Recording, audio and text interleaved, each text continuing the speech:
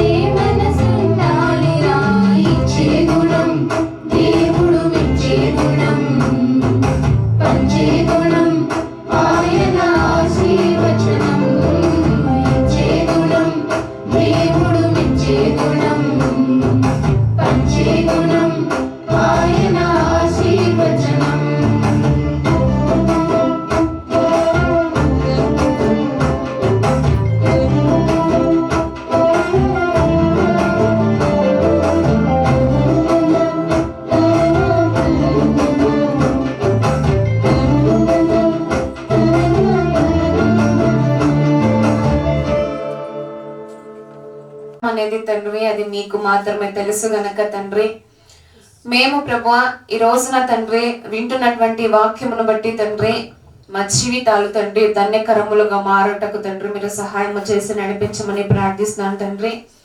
ప్రభు ఎవరైతే నోరు తెరిచి తండ్రి మిమ్మల్ని వేడుకుంటున్నారో ప్రభు అట్టి వారు మనస్సాక్షిని తండ్రి మీరు జ్ఞాపకం చేసుకోండి ప్రభు. తండ్రి మేము పరిశుద్ధులుగా ఉండినట్లయితే అది మీకు ఎంతో సంతోషకరము గనక తండ్రి మా అంతరంగంలో పరిశుద్ధత ఉందో లేదో అని మాకు మేము పరీక్ష చేసుకోవడానికి ఎల్లవేళలా సిద్ధంగా ఉండటకు మా అందరికీ సహాయం చేయమని ప్రార్థిస్తున్నాము తండ్రి. ఇగో ప్రభు మీ దీన దాసురాలు నిలబడి మాట్లాడుచుండగా నా ద్వారా తండ్రి మీ పిల్లలకు కావలసిన అక్షయ ఆహారము తండ్రి తండ్రి తృప్తిపరిచి తండ్రి ఇక్కడ నుండి వెళ్ళుటకు మా అందరికీ సహాయం చేసి తండ్రి నాకు సహాయం చేయండి, మెండుగా తండ్రి అనుగ్రహించండి. పరిశుద్ధాత్మ సహాయముతో తండ్రి మాట్లాడుతున్న ప్రతి ఒక్క మాట తండ్రి మా జీవితాలకు ఎంతో గొప్ప మాట గనక తండ్రి ఆ మాటను తీసివేసేవారుగా ఏ ఒక్కరు ఉండకుండా తండ్రి మా కుటుంబాలను జ్ఞాపకం చేసుకునే తండ్రి మీ ప్రార్థనని కంచెన వేసుకొని మా జీవితాలన్నింటినీ కొనసాగించుకోవడానికి సహాయం చేసి నడిపించమని ప్రార్థిస్తూ ఆది నుండి అంతం వరకు మీ చిత్త ప్రకారంగా నడిపించుకోమని ప్రార్థిస్తూ యేసువారి పేరటి ప్రార్థన మనం సమర్పించుకుంటున్నాం అక్కన తండ్రి, ఆమేన్. అందరికీ మరొకసారి నా హృదయపూర్వక వందనాలు చెల్లిస్తున్నానండి. ఈరోజు కూడా కొన్ని విలువైన మాటలు మనం మాట్లాడుకుందాము. ఈ వారం అంతట్లో దేవుడు మనల్ని కాచి చల్లగా ఉంచి ఆయన రెక్కల చాటున మనల్ని భద్రపరిచిన తండ్రి అయిన దేవునికి మరొకసారి కృతజ్ఞతాస్తులు చెల్లించుకుంటున్నానండి. ఇక్కడ చేయవలసిన ప్రతి ఒక్కరు కూడా మరొకసారి నా వందనములు చెల్లిస్తున్నాను. దేవుని మాటలు, దేవుని గొప్పమైన మాటలు ఎల్లవేళలా మన తోడుండి వాక్యానికి ఎందుకు మనం అంత ఆసక్తి ఇవ్వాలి అంటే నువ్వేం చేసినా ఏమో కానీ వాక్యం మాత్రం నువ్వు పర్ఫెక్ట్గా వినినట్లయితే, వాక్యం మాత్రం నువ్వు స్థిరంగా వినినట్లయితే ఆ వాక్యము నువ్వు విడిచిపెట్టినా అది నిన్ను విడవదు, నువ్వు విడిచిపెట్టాలనుకున్నా అది నిన్ను విడవదు. పదే పదే పదే పదే నీకు గుర్తు చేస్తూ ఉంటుంది. నువ్వు ఎటైనా వెళ్ళాలి అన్నా ఏదైనా తప్పు త్రోవలు నువ్వు అడుగులు వేయాలనే ఆలోచన నీకు వచ్చిన వెంటనే నీకు గద్దిస్తుంది వాక్యం. కాబట్టే ఆ వాక్యానికి మనము చాలా చోటు ఇవ్వాలి, చాలా అవకాశం ఇవ్వాలి. కానీ కొన్ని సంఘాల్లో వాక్యానికి చోటు ఉండదు. అంతసేపు ఎన్ని గంటలు అయితే వాళ్ళు గడుపుతూ ఉంటారో అన్ని గంటలు కూడా దేవుని నామానికి మహిమకరంగా ఏదైనా ఉందా అంటే వెతుక్కోవాలేమో, అలా ఉంది పరిస్థితి. వెతుక్కుంటే ఏమైనా దొరుకుతుందేమో. కానీ ఆ పాటలు కానీ మాటలు కానీ వారు అక్కడికి వచ్చిన మనుషుల్ని సంతోషం ఎలా పెట్టాలి, ఎలా సంతోష పెట్టి పంపితే ఇంకో రోజు ఇంకొంతమందిని తీసుకొస్తారనే భావముతో బోధిస్తున్న వాళ్ళు కూడా లేకపోలేదండి. కాబట్టి మనం గమనించుకోవాలి, ఉన్నది కొద్ది మంది అయినా చిన్న మంద భయపడకు అన్నాడు దేవుడు. నువ్వు భయపడకు. ఎక్కడైతే 2-3 నా నామమున ప్రార్థిస్తారో అక్కడ ఎవరు ఉంటారు? దేవుడు ఉంటానని వాగ్దానం చేశాడు. మరి మనం ఎందుకంటే భయపడాలి? ఎక్కడైతే 2-3 నా నామమున ఆయన నామమున కూడి ప్రార్థిస్తారో ఆరాధిస్తారో అక్కడ ఖచ్చితముగా దేవుడు ఉంటాడనేది నమ్మకం. మనం నమ్మి తీరాలి. ఇక్కడ ఉన్నాం, మనము వింటున్నాము. నువ్వు ఏ హృదయంతో వింటున్నావో నాకు తెలీదు, మీ పక్క వాళ్ళకు తెలీదు. నువ్వు దేని గురించి నువ్వు వింటున్నావో, ఏం కావాలని నువ్వు అనుకుంటున్నావో ఎవరికి తెలీదు, తండ్రైన దేవునికి తప్ప. నువ్వు ఎలా ఉంటున్నావో, నీ ఆలోచనలు ఏంటి, నీ మనసు ఏంటి, నువ్వు ఎలా ఉంటున్నావు, నీ జీవిత విధానం ఏంటి అనేది తండ్రైన దేవునికి తప్ప ఇంకెవ్వరికి కూడా తెలీదు. భర్త ఏం చేస్తున్నా భార్యకు తెలిసి ఉండదు. భార్య ఏం చేస్తున్నా భర్తకి కొన్ని సార్లు తెలిసి ఉండదండి. ఎందుకంటే హృదయ అంతరంగ రహస్యము తండ్రైన దేవునికి తప్ప ఇంకెవ్వరికి తెలియదు. కాబట్టి ఇప్పుడు నేను వింటూ ఉన్నాను, నేను బోధిస్తూ ఉన్నా, మీరు వింటున్నారు. ఖచ్చితంగా దేవుడు ఇక్కడ మనల్ని పరీక్షిస్తూ ఉంటాడు. నువ్వు ఏ రీతిగా బోధిస్తున్నావు అని నన్ను గమనిస్తాడు, నువ్వు ఏ రీతిగా వింటున్నావు అనేది మిమ్మల్ని గమనిస్తాడు. కాబట్టి జాగ్రత్తగా వినాలి. ఎలా వింటున్నాను, తండ్రైన దేవుడు ఇక్కడ ఉన్నాడు, నన్ను చూస్తున్నాడు, గమనిస్తున్నాడు. సో నేను ఎలా వింటున్నా అనేది ప్రతి ఒక్కరు గమనించుకోవాలని కోరుకుంటానండి. మన వాక్య భాగంలోకి వెళ్ళిపోయినట్లయితే ఒక మాట చెప్పి నేను ముందుకు వెళ్ళిపోతానండి. ఇప్పుడు ఒక పక్షులు కానీ లేదా ఇంకో జంతువులను కానీ పట్టుకోవాలంటే కొన్ని రెడీ చేసుకోవాలి. ఏంటవి? ఎర, తర్వాత వల. కరెక్ట్గా చెప్తున్నాను. కొన్నిటిని పట్టుకోవాలి అంటే వాటికి ఇష్టమైనది ఎర్ర రెడీ చేసుకోవాలి కదండి. తర్వాత వల, దానికి ఏదైతే ఇష్టమో కనుక్కుంటారు, తెలుసుకుంటారు దానికి ఏదైతే ఇష్టమో. ఇటువంటి వాటిని నేను పట్టుకోవాలని వారు ఆలోచించి దానికి ఏమి ఇష్టమో దాన్నే ఖచ్చితంగా అక్కడికి తీసుకెళ్తారు. కానీ ఆ వచ్చింది అక్కడ ఎరుంది అని గమనిస్తుందే కానీ వలుంది అని గమనిస్తుందా అండి? గమనించరు కదా. కాబట్టి మనం ఆలోచించాలి, అక్కడ ఎరున్నది గమనిస్తుందే కానీ ఆహా నాకు తినడానికి మంచి పదార్థం అక్కడ కనిపిస్తుంది, నాకు తినడానికి మంచి ఐటమ్ నాకు కనిపిస్తుంది, నాకు చాలా ఇష్టానుసారమైనది అక్కడ నా కళ్ళకు కనిపిస్తుంది. ఆనాడు ఆదాము అవ్వప్పుడు వాళ్ళు తప్పులు చేయలేక ముందు చెయ్యాలి అని ఆ ఒక్క సాతాను ప్రేరేపించినప్పుడు అవ్వకు ఆ పండు ఎలా కనిపించిందో తెలుసా? ఎలా కనిపించిందో తెలుసా అండి? చాలా రమ్యంగా కనిపించిందంట. చాలా కళ్ళకు, తన కళ్ళకంట, అవ్వమ్మ గారి కళ్ళకంట చాలా రమ్యంగా కనిపించిందంట. చాలా అందమైనదిగా కనిపించిందంట తన కళ్ళకి. తన హృదయానికి చాలా ఇష్టానుసారంగా అయిపోయింది అక్కడ. తన కళ్ళకు చాలా రమ్యంగా కనిపించింది. ఇప్పుడు ఆ పక్షులకు కానీ ఏదైనా జంతువులకు కానీ వలేసినప్పుడు కళ్ళకు చాలా అందంగా కనిపిస్తూ ఉంటుంది. చాలా అందంగా కనిపించింది. అదే నాకు తినే ఐటమ్ అక్కడ ఉంది, నాకు చాలా ఇష్టం అండి అది, కానీ అక్కడే అది కనిపిస్తుంది. కానీ దాని వెనక వలుంది అని గుర్తించి ఉంటే వేటగాని ఊరిలోనికి అది పడిపోయేదా? పడిపోయేదండి. తనకి ఇష్టమైనది ఉంచాడు అక్కడ, వలుంది అని గమనించలేదు. నాకు కావాల్సింది అక్కడ ఉంటే చాలు, దాన్ని తినేద్దామని వెళ్ళిపోయింది. వలలో చిక్కుకొని తన జీవితం నాశనం చేసుకుంది. నేటి క్రైస్తవులు మనం గమనించాల్సింది ఏంటంటే, నీకు నాకు ఏది ఇష్టమో, నీకు నాకు ఏది ఇష్టమో, నీ హృదయానుసారంగా ఏదైతే ఉంటుందో, నువ్వు చాలా ఇష్టపడేది ఏదైతే ఉంటుందో దాన్నే ఖచ్చితంగా సాతాను మన కళ్ళ ముందు తీసుకొచ్చి పారేస్తాడు.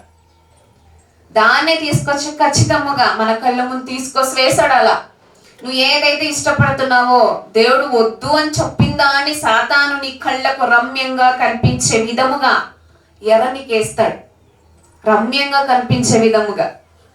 కానీ దాని వెనక దేవుడికి ఇది ఈ పని ఇష్టం లేదండి, దేవునికి ఈ పని ఇష్టం లే, కానీ నాకు ఇష్టంగా అక్కడ ఉంది, కానీ సాతాను తెచ్చిపెట్టాడు. ఇది గమనించుకున్నారా? దాని వెనక అలా రమ్యంగా నా కళ్ళకి ఏదైతే కనిపిస్తుందో, నా ఇష్టానుసారమైనది ఏదైతే నాకు కనిపిస్తుందో దాని వెనక సాతాను వలుంది అని గమనించుకొని ఉంటే క్రైస్తవులు పడిపోయే స్థితిలోకి వెళ్ళిపోయారండి? వెళ్ళిపోతారా? వెళ్ళిపోరు కదా. ఖచ్చితంగా ఎర్ర ఉన్న వెనకాల ఖచ్చితంగా వల ఉంటుంది అనేది ప్రతి ఒక్క క్రైస్తవులు గుర్తించుకోవాలి. దేవుడు వద్దు అని చెప్పిన దాన్ని నువ్వు చేస్తున్నావు అంటే అక్కడ నీకు మంచిదిగా కనిపిస్తుంది, కానీ దాని వెనక సాతాను వలుంది అనేది గుర్తించుకోవాలి. ఇది గుర్తించకుండా చాలా మంది అలా పడిపోతూ ఉన్నారు. ఆనాడు నువ్వు బాప్టిజం తీసుకున్నప్పటి నుండి ఇప్పటి వరకు నీ పరిశుద్ధతను కాపాడుకొని వచ్చావు కదా, ఇప్పుడు నీకు ఏమైందని ఒక క్వశ్చన్ మార్క్ సంఘంలో మనకు వినిపిస్తుంది అంటే నువ్వు పడ్డావు వలలో అనేది గుర్తు చేసుకోవాలి. ఏదో ఒక వలలో కొంతమంది చూడండి, సంఘంలో ఒకలా ఉంటే బయట వ్యక్తులతో అరే వాళ్ళు ఏమనుకుంటారో, వాళ్ళు చెప్పింది నేను చేయాలి, అరే వాళ్ళు ఏమనుకుంటారో చాలా ముజుగర పడుతూ ఉంటారండి కొంతమంది. ఏమనుకుంటారో వాళ్ళు, నువ్వు క్రీస్తుని చూపించాలని దేవుడు నీకు చెప్పలేదా? ఎందుకంటే మనుషులు మర్యాద ప్రకారంగా లోక ప్రకారంగా నడుచుకుంటారు కొంతమంది. కాబట్టి మనం జ్ఞాపకం చేసుకోవాలండి, గుర్తు చేసుకోవాలి. మనుషులను సంతోష పెట్టాలని అనుకుంటే నీ జీవితం సరిపోదనేది నీకు తెలీదా? తెలుసు కదా మనకు. మనుషుల్ని సంతోష పెట్టాలి అని కొంతమంది దేవుణ్ణి పక్కన పెట్టేసి వారు చెప్పే ఆలోచన బట్టి వెళ్ళిపోతూ ఉంటారండి. కాబట్టి మనం గమనించుకోవాలి, నేను వ్యక్తులకు సరిపడిగా ఉన్నానా, నా దేవునికి నేను సరిపడగా ఉన్నానా గమనించుకోవాలి. వ్యక్తులు మనకు ఒకరోజు చూస్తారు, 2 రోజులు చూస్తారండి, తర్వాత నీకు బాగా ఉన్నప్పుడు నేను మంచిగా చూసుకుంటారు, నీకు ఏం లేనప్పుడు పో బయటికి అని మాట్లాడతారు. ఈ మనుషులకా మనము మనుషుల కోసం మా దేవుని విడిచిపెట్టాలండి? కాబట్టి క్రైస్తవుల ముందర ఒకలాగా, సంఘం ముందర ఒకలాగా, బయట అన్ని జనాల ముందర ఒకలాగా ఉండొద్దండి. అన్ని జనాల ముందర నువ్వు ఖచ్చితంగా క్రైస్తవురాలుగా వెళ్ళాలే, కానీ వాళ్ళకు తగ్గట్టుగా మారిపోతారేంటండి? వాళ్ళు చెప్పింది చేస్తారు, వాళ్ళు చెప్పింది వింటారు, వాళ్ళు ఏది చెప్తే అరే వాళ్ళు ఏమనుకుంటారు, ఫోన్లే ఈ ఒక్కసారికే కదా చేసేస్తే ఏమైపోతుందిలేండి, చూసేస్తే ఏమైపోతుంది లేండి ఆయనకు స్వభావంతో వెళ్ళిపోతున్న క్రైస్తవులు కూడా ఉన్నారు. మరి అంటే స్వభావం నాకు ఉందేమో, నన్ను దేవుడు చూస్తున్నాడు, నన్ను నా హృదయ అంతరంగంలో నుండి ఆయన నాకు కనిపెడుతున్నాడు. మరి నేను బయట సమాజంలో ఎలా ఉన్నానో, నా దేవుని సంఘంలో ఎలా ఉన్నానో ప్రతి ఒక్కరు గమనించుకోవాలి. అదే ఎర్ర నీకు ఇష్టానుసారంగా వేస్తాడు, ఒక వ్యక్తుల ద్వారా కానీ, ఒక పనుల ద్వారా కానీ, ఒక పరిస్థితి ద్వారా కానీ ఖచ్చితంగా నీకు ఎర్ర వేస్తాడు, వల వేస్తాడు. కాబట్టి మనం గమనించుకో, అట్టి వలలో చిక్కుకునే వారుగా ఏ ఒకరు ఉండకూడదు. కాబట్టి మనం గమనించుకోవాలంటే ఒక మాట చూసుకుందామండి. మనము ఒక క్వశ్చన్ ఇంతకు ముందు తర్వాత, పాలు తేనెలు ప్రవహించే దేశానికి మిమ్మల్ని నడిపిస్తానన్నది ఏ జాతినండి? ఎవరినండి? దేవుడు చెప్పాడు పాలు తేనెలను ప్రవహించే దేశానికి మిమ్మల్ని పంపుతాను అని చెప్పేసి దేవుడు చెప్పాడు. వాళ్ళు ఎవరో తెలుసా? ఇశ్రాయేలీయులు. వారి గురించి ఈరోజు మనం నేర్చుకుందామండి. అక్కడ ఒక సంఘటన జరిగింది. ఆ ఇశ్రాయేలీయులు అలా అరణ్యంలో నడుస్తూ ఉన్నప్పుడు వాళ్ళంటే అక్కడ ఒక సంఘటన జరిగింది.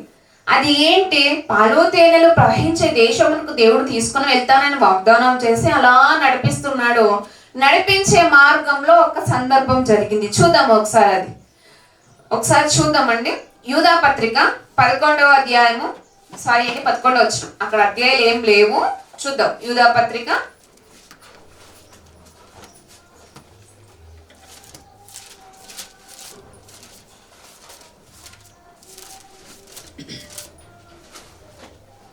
11వ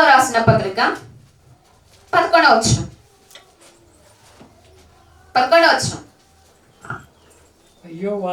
అయ్యో వారికి శ్రమ, వారు కయ్యను నడిచిన మార్గమున నడిచిరి బహుమానము పొందవలెనని బిలాము నడిచిన తప్పు త్రోవలో ఆతురముగా పరిగెత్తిరి. కోరాహు చేసినట్లు తిరస్కారము చేసి నశించిరి అని ఇక్కడ చెప్తుంది. ఇక్కడ ఒక వ్యక్తిని మనం గుర్తించాలి. అదే ఎవరంటే, అయ్యో వారికి శ్రమ, వారు కయ్యని నడిచిన మార్గమున నడిచిరి. కయ్యని ఏ మార్గమున నడిచాడో మీకు తెలుసా అండి? కయ్యను ఎలా ఎలా ఎలా నడిచి నాశనం అయిపోయాడండి? తను ద్వేషించి, కయ్యను తన తమ్ముడైన తన ఏబేలును ద్వేషించి అక్కడ మర్డర్ చేసేసాడు కదండి. అతన్ని చేసి అలా అతన్ని తన సహోదరుల్ని ద్వేషించి నాశనం అయిపోయాడు. ఆ మార్గమున కయ్యను నడిచిన మార్గమున నడిచిరి బహుమానము పొందవలెనని బిలాము నడిచిన తప్పు త్రోవలో ఆతురముగా పరిగెత్తిరి. బిలాము ఒకసారి చెప్పాను కదండి ఈ సబ్జెక్ట్ మీకు. బిలాం దేని కొరకు పరిగెత్తాడు? దేని కొరకు పరుగులో తీశాడు? బహుమానము పొందాలి, ధనము కావాలి. వాళ్ళు ఇచ్చేది నా సొమ్ముకు ఆశపడి దేవుడు చెప్పమన్నది చెప్పకుండా తనకు కావాల్సింది చెప్పాలని వెళ్ళిపోయాడు. బిలాము ఆశించింది పొందలేకపోయాడు. ఇక్కడ దేవుని కృపను కూడా పొందలేకపోయాడు. చివరికి గాడిదతో బుద్ధి చెప్పించినా కూడా వినలేదు, నాశనం అయిపోయాడు. ఇంకొకరు చూద్దాం. అక్కడ ఆతురముగా పరిగెత్తరంట. ఈ రోజు క్రైస్తవులు చాలా మంది కూడా ఉన్నారు. నువ్వు దేవుడు నాకు వద్దండి, దేవుడు నాకు అవసరం లేదండి, నేను సంపాదించుకోవాలి, జీవితం ఎన్ని రోజులు ఉంటుంది, నేను బాగా తినాలి, త్రాగాలి, ఎలా సంపాదించుకోవాలి, ఏ రీతిగా నడిస్తే నాకు డబ్బు వస్తుంది అని దేవుని పక్కన పెట్టేసి వెళ్ళిపోతున్న క్రైస్తవులారా మనం గమనించాలి. నీ నాశనం అతి త్వరలోనే ఉంది అనేది కూడా మీరు గమనించుకోవాలి. కాబట్టి ఇక్కడ ఆత్రంగా పరిగెడుతూ ఉంటారు. ఏ బహుమానం వస్తుందా, అక్కడికి వెళ్తే నాకు ఏమండి వస్తుంది ఈరోజు, అదే బయటకు వెళ్తే నాకు సంపాదన వస్తుంది. కానీ నువ్వు ఆ సంపాదన రావాలన్నా నీ ఆరోగ్య స్థితిగతులు బాగుండాలి కదండి. ఆరోగ్య స్థితిగతులు బాగుండాలంటే అది దేవుని కృప వల్లనే కదండి. కానీ ఆ దేవుని కృపను గమనించకుండా బయట లోకమే నాకు కావాలని చెప్పేసి వెళ్ళిపోతున్న ఆతురముగా పరిగెడుతున్న క్రైస్తవులు లేకపోలేదు. మనం గమనించుకోవాలి. తర్వాత బహుమానం పొందాలని బిలాము నడిచిన తప్పు త్రోవలో ఆతురముగా పరిగెత్తిరి. చదువుదాం. కోరాహు చేసినట్లు తిరస్కారము చేసి నశించిరి. ఈ రోజు మన సబ్జెక్ట్ ఎవరి గురించి అంటే కోరాహు. ఇతను ఇశ్రాయేలీలో ఒకడు. అంటే అక్కడ పాలు తేనెలు ప్రవహించే దేశమునకు పంపిస్తాననే ఒక గుంపులో ఈయన కూడా ఒకడే. ఈయన గురించి అధ్యాయం చేస్తున్నప్పుడు ఏమో అనుకున్నాం, కానీ ఇంత ఇంత క్రూరంగా మారిపోయాడా చివరికి అని అనిపించిందండి. అక్కడ కోరాహు చేసినట్లు తిరస్కారం ఏంటి? అసలు ఆయన ఇంతకీ ఏం చేశాడు? ఆయన జీవితం ఏంటి? ఆయన ఎలా వ్యతిరేకం అయిపోయాడు? తిరస్కారం చేశాడు, కోరాహు చేసినట్టు తిరస్కారం చేసి నశించని అని చెప్తున్నాడు. ఈయన జీవితం ఏంటి అనేది ఒకసారి చూసినట్లయితే సంఖ్యాకాండము 16వ అధ్యాయం. సంఖ్యాకాండము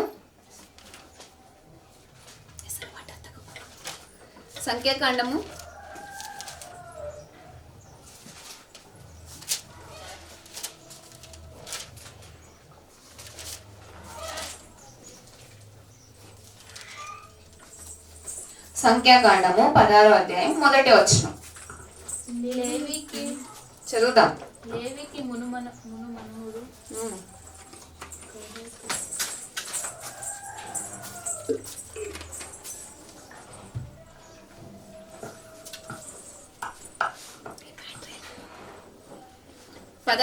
మొదటి వచనం. లేవికి మునుమనుడు లేవికి మునిమనవుడు కహాతుకు మనమడును ఇస్సారు కుమారుడకు కోరహు రుబేనీయులలో ఏలియాబు కుమారులైన దాతాను అభిరాములను పెలేతు కుమారుడైన ఒనాను యోచించుకొని వీళ్ళు ముగ్గురు కలిసి యోచించుకున్న తర్వాత ఇశ్రాయేలీయులలో పేరు పొందిన సభికులను సమాజ ప్రధానులైన 250 మందితో మోషేకు ఎదురుగా లేచి మోషే అహరోనులకు విరోధముగా పోగుపడి మీతో మాకిక పని లేదు, ఈ సర్వ సమాజములోని ప్రతివాడును పరిశుద్ధుడే, యెహోవా వారి మధ్యనున్నాడు, యెహోవా సంఘము మీద మిమ్మును మీరేలా హెచ్చించుకొనుచున్నారనగా. ఇక్కడ వాదోపవాదాలు జరుగుతున్నాయండి. ఎవరెవరి మధ్యలో అండి? మోషే గారు తిరస్కారము చేస్తూ ఈ యొక్క కోరాహు దాతాను అభిరాములు కోరాహు మోషేకు చాలా తిరస్కారంగా మాట్లాడుతూ మీతో నాకు ఇంకా పని లేదు, మాకు ఇంకో కొంతమంది 250 మంది అంటండి. మాట్లాడుతుంది ఎవరంటే కేవలం కోరాహు మాత్రమే. ఆయన వెనకాల వాని సమాజం ఎంత ఉందంటే 250 మంది. చూడండి ఇక్కడ 250 మందితో మోషేకు ఎదురుగా లేచి మోషే అహరోనులకు విరోధముగా పోగుపడి మీతో మాకిక పని లేదు, మీతో మాకు అవసరం లేదు అని చెప్పి మాట్లాడుతూ ఈ సర్వ సమాజంలోని ప్రతివాడును పరిశుద్ధుడే, యెహోవా వారి మధ్యనున్నాడు, యెహోవా సంఘము మీద మిమ్మును మీరేలా హెచ్చించుకొనుచున్నారనగా మోషే ఆ మాట విని సాగిలపడెను. అటు తర్వాత అతడు కోరాహుతోను వాని సమాజముతోను ఇట్లనెను, తన వాడు ఎవడో పరిశుద్ధుడు ఎవడో రేపు యెహోవా తెలియజేసి వారిని తన సన్నిధికి రానిచ్చును, ఆయన తను ఏర్పరచుకున్న వారిని తన యొద్దకు చేర్చుకొనును అని చెప్తున్నాడు మోషే గారు. మాట్లాడుతూ కోరాహు తిరస్కారం చేశాడు. అన్ని రోజులు బాగానే వచ్చావు కదా నువ్వు, అన్ని రోజులు ఆ ఎర్ర సముద్రము పాయలైపోయినప్పుడు ఆ మాట అనాల్సింది కదా, మీతో నాకు పని లేదు అని ఉంటే ఎర్ర సముద్రానికి వాళ్ళు ఆహుతి అయిపోయేవాళ్ళు కదండి. కానీ అక్కడ మాట్లాడలేదు కోరాహు. అక్కడ అని ఉంటే బాగుండేది. అక్కడంతా తప్పించుకొని వచ్చారు, విషపు పాములతో అరణ్యములో తప్పించుకొని వచ్చారంట. అంతా తప్పించుకున్న తర్వాత అంతా సవ్యంగా జరిగిపోయి కొంచెం ముందుకు వచ్చేసినప్పుడు బాగా వచ్చినప్పుడు అప్పుడు తిరస్కారం చేస్తున్నాడు. మీతో మాకు ఇంకా పని లేదు, మీతో నాకు అవసరం లేదు. తర్వాత ఈ సర్వ సమాజంలోని ప్రతివాడును పరిశుద్ధుడు. మీరు ఒక్కరే మాత్రం పరిశుద్ధులు అనుకుంటున్నారా? మోషే అహరోనులతో మాట్లాడుతూ మీరు మాత్రమే పరిశుద్ధులు అనుకుంటున్నారా? మేం కాదా, అందరూ కూడా పరిశుద్ధులే అని చెప్పేసి మాట్లాడుతున్నాడు. ఈయన ఎవరు అంటే వేరే ఏం కాదండి, దేవుని పనిలో కొనసాగుతున్నవాడే, దేవుని పనిలో ఉన్నవాడే, దేవుడు చెప్తున్న వాగ్దానానికి లోబడి నడుస్తున్నవాడే. కానీ మధ్యలో వచ్చిందండి గర్వం. నేను నడుస్తున్నాను కదా, నేను వెళ్తున్నా కదా, నేను చక్కగా మాట్లాడుతున్నా కదా, చక్కగా పాటలు పాడుతున్నా కదా అని చెప్పేసి నేను కూడా ఉన్నా కదా, నేను కూడా ఒక భాగమే, నాకెందుకు ఇవ్వకూడదు, నాకెందుకు చేయకూడదు అనే స్వభావాలకు ఈరోజు మనం నేర్పుతున్న పాఠం ఏంటి అంటే చదువుదాం తర్వాత. యెహోవా ప్రతి వాడును పరిశుద్ధుడు, అందరూ పరిశుద్ధులే అని చెప్తున్నాడు. యెహోవా వారి మధ్యనున్నాడు. యెహోవా సంఘము మీద మిమ్మల్ని మీరేలా హెచ్చించుకొనిచున్నారనగా, మోషే అహరోనులు అంటే హెచ్చించుకుంటున్నారంటండి. దేవుడు ఇప్పుడు ఒక నాయకుడిని ఒక సంఘము మీద ఉంచినప్పుడు ఎంత ప్రయాసం ఉంటుందో తెలుసా అండి, ఎంత భారము కలిగి ఉంటుందో తెలుసా. ఆ మోషే అంత మందితో ఆ ఒక అరణ్యంలో ఎలా వేగుంటాడండి కదండి. ఎంతో భారము కలిగి వాళ్ళందరినీ దేవుడు చెప్పిన ఒకే ఒక్క మాటను పట్టుకొని ఆయన మాటకు లోబడి మోషే గారు అలా ముందుకు వెళ్తున్నప్పుడు వారిని ఈడ్చుకొని మాట్లాడుకొని వారికి అలా చెప్పుకొని అలా ఇలా అని మాట్లాడుకుంటూ ఎంతో బాధతో వేదంతో అలా కొనసాగిస్తున్నప్పుడు తన పిల్లల్ని వీళ్ళు రిటర్న్ అయిపోయారండి మోషేకు. అంతసేపు బాగానే ఉన్నా కదా, అంతసేపు బాగా నడిచా కదా, ఏమైంది? ఎర్ర సముద్రం దగ్గర నువ్వు మీతో నాకు పని లేదా అని ఉంటే బాగుండేది కదా, ఎర్ర సముద్రంలోనికి వెళ్ళిపోయేవాళ్ళు. కానీ అప్పుడు మాట్లాడలేదు. అందరూ పరిశుద్ధులే, మీరు ఎందుకు హెచ్చించుకుంటున్నారు? వాళ్ళేం హెచ్చించుకోలేదండి, తగ్గే ఉన్నారు. కానీ వీళ్ళు హెచ్చించుకుంటూ మాట్లాడుతూ ఇతరులను హెచ్చిస్తున్నారు అన్నమాట. కొంతమంది చూడండి, వాళ్ళలోనే ఉంటుంది దూలం. నీ కంటిలో నలుసును చూస్తారు, ఫస్ట్ నీ దూలాన్ని తీసుకోవయ్యా, తర్వాత ఇంకొంతమందిలో ఆ నలుసును తీసుకో. కానీ కొంతమంది వారి స్వభావం ఆలోచించుకోరు, కానీ ఎదుటిన్న వ్యక్తులను తప్పు పట్టాలని చూస్తూ ఉంటారు. ఈ యొక్క స్వభావమే కోరాహుది. తర్వాత చదువుదాం. అలా మోషేకి ఎదురు తిరిగారు. తర్వాత యెహోవా వారి మధ్యనున్నాడు, యెహోవా సంఘము మీద మిమ్మల్ని మీరేలా హెచ్చించుకొనిచున్నారనగా మోషే ఆ మాట విని సాగిలపడెను. వెంటనే తనేం కోపం చేసుకోలేదండి మోషే గారు. నా ఇల్లంతటిలో నమ్మకమైన మనుష్యుడు మోషే అని చెప్పిన దేవుని ఎన్నుకున్న మనుష్యుని మీద వీళ్ళు తిరస్కారం చేస్తున్నారు, వ్యతిరేకిస్తున్నారు. నువ్వేంటి, నువ్వేమైనా పరిశుద్ధులు అనుకుంటున్నావా, నువ్వెందుకు హెచ్చించుకుంటున్నావా అని చెప్పేసి మధ్యలో మోషే గారిని దేవుడు నియమించిన నా ఇల్లంతట్లో నమ్మకమైన మనుష్యుడు మోషే, ఆ మోషే గారి మీద తిరగబడ్డారు వీళ్ళు. నాయకుని మీద తిరగబడ్డారు. తర్వాత చదువుకుందాం. తెలియజేసి తర్వాత తను వాడు ఎవడో పరిశుద్ధుడు, ఎవడో రేపు యెహోవా తెలియజేసి వారిని తన సన్నిధికి రానిచ్చును, ఆయన తను ఏర్పరచుకున్న వారిని తన యొద్దకు చేర్చుకును. సరే ఇప్పుడు నన్ను వ్యతిరేకిస్తున్నావు కరెక్టే, నువ్వు చెప్పేది నేను చెప్పేది కాదు. మన మధ్య దేవుడు ఉన్నాడు, దేవుడు చెప్తాడు. రేపు మీరు యెహోవా సన్నిధి దగ్గరికి రండి, అక్కడ చూద్దాం దేవుడు ఎవరు పరిశుద్ధులు అంటాడో ఎవరు అపరిశుద్ధులు అంటాడో దేవుడు తేలి చేస్తాడు. నువ్వెందుకు మాట్లాడుతున్నావు, నేను ఎందుకు మాట్లాడుతున్నావు అలా సాగిల పడిపోయి మోషే గారు ఇచ్చిన సమాధానము. తర్వాత అప్పుడు యెహోవా ఏ మనిషిని ఏర్పరచుకున్న వాడే పరిశుద్ధుడు, లేవి కుమారులారా మీతో నాకు ఇక పని లేదు.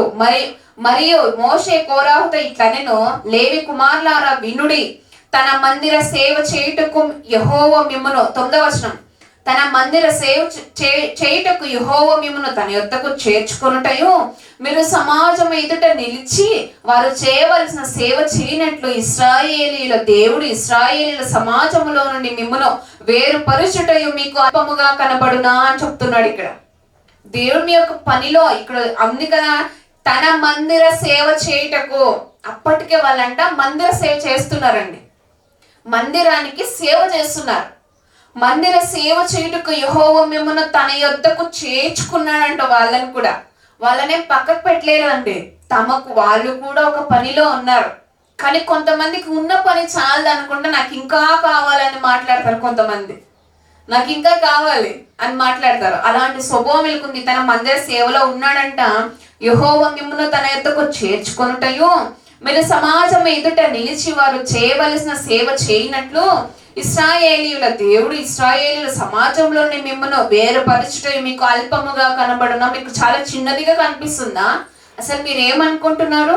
దేవుడు ఏ పని నీకు ఇస్తే అది చాలా గొప్ప వరంగా ఫీల్ అయ్యి మీరు చేయాల్సింది పోయి తిరగబడతారా అని మాట్లాడుతూ మీకు అది అల్పంగా కనిపిస్తుందా, చిన్నదిగా కనిపిస్తుందా అని చెప్పేసి మోషే గారు మాట్లాడుతున్నారు. సరే రండి, సన్నిధికి రండి, అక్కడ దేవుడు ఎవరు పరిశుద్ధుడో ఎవరు అపరిశుద్ధులు అక్కడ తెలుస్తాడు దేవుడు అని చెప్పి మాట్లాడుతూ అలాగే ముందుకు చదువుదాం. తర్వాత ఆయన నిన్నును నీతో లేవీయులైన నీ గోత్రపు వారిని అందరినీ చేర్చుకొనను కదా. అయితే మీరు యాజకత్వము కూడా కోరుచున్నారు, మాకు ఇంకా వేరే కావాలని కోరుతున్నారు కదా, మీరు యాజకత్వం కావాలని కోరుతున్నారు కదా. ఇందు నిమిత్తము నీవును నీ సమస్త సమాజమును యెహోవాకు విరోధముగా పోగై ఉన్నారు. ఉన్నది వాళ్ళు చాలు అనకుండా కొంతమంది వెనకమాల మాట్లాడుకుంటూ ఉంటారు చూడండి. డైరెక్ట్ గా అనరు, డైరెక్ట్ గా మాట్లాడరు, వెనకాల సనుక్కుంటూ ఉంటారు. అలా సనిగే వాళ్ళంటే ముందుకు వచ్చి బాగా ప్రైజ్ ఆడండి, ప్రైజ్ ఆడక్క అన్న అని మాట్లాడతారు. వెనకాల వాళ్ళండి ఎవరైనా మాట్లాడనుకోండి, బాగా అడిగావు, మేము అడగాలనుకున్నాం కానీ మేము అడగలేకపోయాం, నువ్వు బాగా అడిగావు అనే మంది ఈ కోరాహు వెనకాల ఉన్నారట, అలాంటి వాళ్ళు. తర్వాత చదువుకుందాం. పోగైన విరోధముగా పోగై ఉన్నారు, అహరోని ఎవడు అతనికి విరోధంగా మీరు సనుగనేలా అనేను. తర్వాత అప్పుడు మోషే ఏలియాబు కుమారులైన దాతాను అభిరాములను పిలువనంపించెను. అయితే వారు మేము రాము, మేము ఎందుకు రావాలి, నువ్వు చెప్పిందంత మేము వినాలా అని ఒక గర్వం వచ్చిందండి వాళ్ళకి. తర్వాత మోషే ఏలియాబు కుమారులైన ఆ దాతాను అభిరాములను పిలిచి రాపోండి అని చెప్పేసి పంపించాడండి. కానీ వాళ్ళు మాట్లాడుతూ చాలా గర్వము తలకెక్కితే మాటలు ఎలా ఉంటాయంటే ఇలా ఉంటాయంట. దేవుడు రమ్మని పిలిచినా కూడా మేము రాకుండా మేము రాము అని తిరస్కరించిన వారు జీవితాలు ఈరోజు మనం చదువుకుంటున్నాం. తర్వాత చదువుదాం. అయితే వారు మేము రాము, ఈ అరణ్యములో మమ్మను చంపవలనని పాలు తేనెలు ప్రవహించు దేశములో నుండి మమ్మను తీసుకుని వచ్చుట చాలన్నట్టు మా మీద ప్రభుత్వము చేయుటకు నీకు అధికారము కావలెనా. మోషేని చాలా తిరస్కారంగా మాట్లాడండి, చాలా తిరస్కారంగా మాట్లాడాడు, చాలా చీప్ గా మాట్లాడాడు. మోషే ఎవరండి? మోషే నియమించింది దేవుడు కదండి. దేవుడు నియమించిన వ్యక్తితో, నాయకునితో నువ్వు అలా మాట్లాడొచ్చా అండి? మనం జ్ఞాపకం చేసుకోవాలి. నీ నోటి మాట నీ క్యారెక్టర్ని డిసైడ్ చేస్తుంది. నువ్వు ఎలా మాట్లాడుతున్నావు అనేది నీ నోటి మాట డిసైడ్ చేస్తుంది. నీ క్యారెక్టర్ ఏంటి? వాళ్ళ మాటలండి చాలా సున్నితంగా మాట్లాడతారండి. వాళ్ళండి ఎంతో గౌరవంతో మాట్లాడతారు. వారి మాటల్లో గర్వం ఉండదు, కానీ వీరి మాటల్లో గర్వంతో కూడినటువంటి మాటలు. పాలు తేనెలు ప్రవహించే దేశం అంటండి ఐగుప్తు దేశములో సరిగ్గా నీళ్లు లేక ఆహారం లేకుండా వారి బందీ గృహములో ఉన్నప్పుడు దేవుడు కనికరపడి మోషేని అహరోనులు అక్కడ పంపించి అక్కడ వేడుకొని వారందరినీ విడిపించుకొని అరణ్యంలోకి తోడుకొని వస్తే వీళ్ళు మాట్లాడుతున్న మాటలు చంపాలని నువ్వు తోడుకొచ్చావు మళ్ళందరినీ. వాళ్ళకంట ఐగుప్తు దేశమే పాలు తేనెలు ప్రవహించే దేశం అంట. కానీ దేవుడు నిజమైన పాలు తేనెల దేశానికి నేను ఆ ప్రవహించే దేశానికి పంపిస్తా అని తీసుకొస్తే వీళ్ళు మాకు అది కాదు, మాకు ఐగుప్తు దేశమే పాలు తేనెలు ప్రవహించే దేశం అని మాట్లాడుతున్నారంట.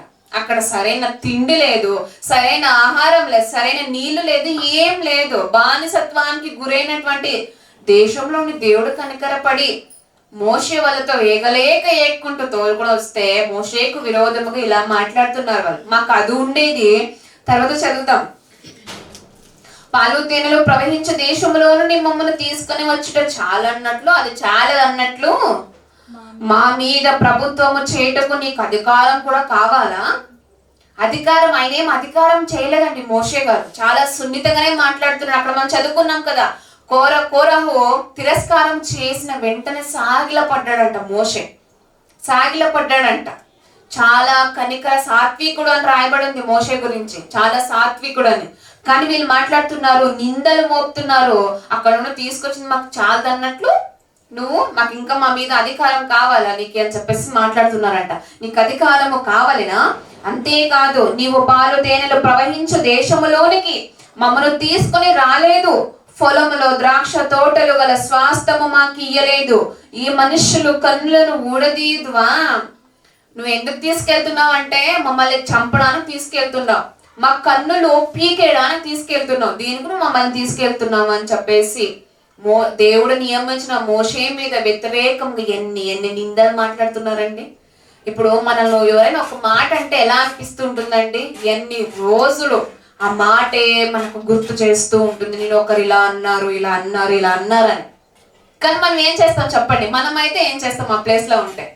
ఇమ్మీడియట్లీ యాక్షన్ తీసుకునేస్తాం కదా. ఇమ్మీడియట్లీ వాళ్ళని ఏదో ఒకటి చేసేయాలి, ఏదో ఒకటి.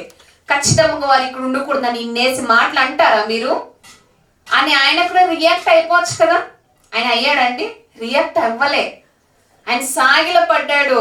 మీరు అక్కడ ఇక్కడ కాదు కానీ, అలా ఇలా మాటలు కాదు కానీ, మీరు సన్నిధికి రండి, అక్కడ చూద్దాం. దేవుడు మన మధ్యలో ఉండి మాట్లాడతాడు. నువ్వు నేను మాట్లాడడానికి ఎవరు మనము అన్నట్లుగా మోషే అన్నన్ని నిందలు మాట్లాడుతున్నా, మా కన్నులు మనుషుల కన్నులను ఉడదీయుదువా, మేము రామనివి. నాశనం అయిపోయే మాటలు ఎలా ఉంటాయంటే ఇలా ఉంటాయి. మేము రాము, సంఘానికి రండి వెళ్దాము అంటే ఏదన్నా రామండి, మాకు అక్కడ అడ్జస్ట్ అవ్వమండి. మాటలు చాలా మాకు వ్యతిరేకంగా చాలా మాటలు ఉంటాయండి. ఏంటండి అప్పుడు గద్దింపులే కదా, ఇంకేముంటుందండి మాకు, మేము రాము అని వెళ్ళిపోతున్నటువంటి క్రైస్తవులకు ఈరోజు మనకు ఒక పాఠం అండి. అలా ఎవరైనా అలాంటి స్వభావం ఉండినట్లయితే, రండి దేవుని సన్నిధికే కదండి వెళ్తున్నాం మనము అని ఎవరైనా సున్నితంగా మాట్లాడినా కూడా, మేము రామండి, మాకు అక్కడ అడ్జస్ట్ అవ్వదండి. అయినా ఎందుకు రావాలండి, వస్తే ఏమవుతుందండి, మేము ఏం పొందుకుంటామండి, మాకేమన్నా వస్తుందా అని మాట్లాడుతున్న వాళ్ళు కూడా లేకపోలేదు సుమి. కాబట్టి మనం జ్ఞాపకం చేసుకోవాలి. అందుకే అలాంటి వారి మాటలంట ఉడదీయుదువా, మేము రామనిది. అందుకు మోషే మిక్కిలి కోపించి, నీవు వారి నైవేద్యము లక్ష్య పెట్టకము, ఒక గాడిదైనను వారి యొద్ద నేను తీసుకొనలేదు, వారిలో ఎవరికి నేను హాని చేయలేదని యెహోవా యొద్ద మనవి చేసెను. వారు అలా మాట్లాడుతున్నప్పుడు వెంటనే సాగిలు పడిపోయి దేవునితో మనవి చేస్తున్నాడంట. నీకు తెలుసు కదా ప్రభువా నా జీవితం ఏంటి అనేది, ఎలా ఉన్నా అనేది అని సాగిల పొడి మనవి చేశాడంట. తర్వాత చదువుదాం 10వ వచనం. మరియు మోషే కోరాహుతో, నీవును నీ సర్వ సమూహమును అనగా నీవును వారును అహరోను రేపు యెహోవా సన్నిధిని నిలవవలెను. మీరు రాకపోయినా దేవుడు ఎలా తీసుకురావాలో ఆయనకు తెలుసు అన్నట్లుగా అలా కామ్గా ఉండిపోయి, మరియు మోషే కోరాహుతో, నీవును నీ సర్వ సమూహమును అనగా నీవు వారును అహరోను రేపు యెహోవా సన్నిధిని నిలవవలెను. నిలవండి దేవుని సన్నిధిలో. నిలిచిన తర్వాత చూద్దాం 19వ వచనం. కోరహు ప్రత్యక్షపు గుడారము యొక్క ద్వారమునొద్దకు సర్వ సమాజమును వారికి విరోధముగా పోగు చేయగా, యెహోవా మహిమ సర్వ సమాజమునకు కనబడెను. అక్కడ అందరు పోగయ్యారంట, అందరు వచ్చారంట. కానీ ప్రత్యక్షపు గుడారం ద్వారమునకు సర్వ సమాజమును వారికి విరోధముగా పోగు చేయగా విరోధముగా నిలిచారంట. ఎంత ధైర్యం ఉంటే దేవుని ఎదుట భయము భక్తి లేకుండా నిలుస్తారండి కదండి. నిన్ను చూస్తున్నాడు దేవుడు, నిన్ను గమనిస్తున్నాడు. నీ స్థాయి ఏంటి, నువ్వు ఉఫ్ఫను ఊదితే వెళ్ళిపోతావు. ఉఫ్ఫను ఊదగానే మన ప్రాణం చిటికలో ఎగిరిపోతుంది. అలా అని తెలిసినా కూడా దేవునికి ఎదురెళ్ళి, తాను నియమించిన మోషేకు అహరోనులకు ఎదురెళ్ళి వీళ్ళు ఏం బ్రతుకుతారండి. చూద్దాం తర్వాత యెహోవా మీరు ఈ సమాజంలో నుండి కోరహు ప్రత్యక్షపు గుడారం యొక్క ద్వారమునకు సర్వ సమాజం వారికి విరోధంగా పోగు చేయగా యెహోవా మహిమ సర్వ సమాజమునకు అందరికి కనిపిస్తుందంట. అక్కడ అందరికి కనిపిస్తుందంట. అప్పుడు యెహోవా, మీరు ఈ సమాజంలో నుండి అవతలికి వెళ్ళుడి. సరే, మీరందరూ అవతలికి వెళ్ళండి, క్షణములో నేను వారిని కాల్చి వేయుదునని మోషే అహరోనులతో చెప్పగా, మీరు బయటికి వెళ్ళండి, వీరి సంగతి నేను చూసుకుంటా. కొంతమంది వారికి వాళ్ళే తీర్పులు తీర్చేసుకుంటారు. మీకు విరోధముగా ఉన్నటువంటి వ్యక్తులతో మీకు మీరే తీర్పులు తీర్చుకుంటే మరి ఇంకా దేవుడు ఎందుకండి? మీరు క్రైస్తవులుగా ఎందుకు మారారు మరి కదండి? నీ పక్షముగా మన పక్షముగా యెహోవా అయిన దేవుడు వ్యాజ్యం ఆడతాడని మనకు తెలియదా? నువ్వు మౌనముగా ఉండుము, నువ్వు ఊరకుండుము, నీ పక్షమున దేవుడు యుద్ధము చేయును అని వాక్య భాగం సెలవిస్తుంది కదా. నువ్వు మౌనంగా ఉండు, అలా ఊరకుండు. నేను ఎన్నేసి మాటలు అన్నా, నీకు నిందలు ఎన్ని వచ్చినా కూడా, నిన్ను ఎవరు ఎన్ని మాటలతో గుచ్చుతున్నా కూడా నువ్వు అలా మౌనంగా ఉండు. నీ పక్షముగా దేవుడు యుద్ధము చేస్తాడు ఖచ్చితంగా. అది వెంటనే కాకపోయినా ఖచ్చితంగా అది ఎన్ని రోజులకైనా ఖచ్చితంగా అది రిటర్న్ వస్తుందండి. కాబట్టి మనం గమనించుకోవాలి. ఇక్కడ తర్వాత మీరు బయటకు వెళ్ళండి, అప్పుడు యెహోవా ఈ సమాజంలో నుండి అవతలకి వెళ్ళుడి, క్షణములో నేను వారిని కాల్చివేయదునని మోషే అహరోనుతో చెప్పేశాడంట. వెళ్ళిపోండి మీరు బయటికి, వీరి సంగతి నేను చూసుకుంటా. అందుకే తన పిల్లల్ని, నా పిల్లల్ని ముట్టినవాడు నా కనుగుడ్డిని ముట్టిన వానితో సమానం అన్నాడు. కనుగుడ్డిని ముట్టుకోగలమా అండి?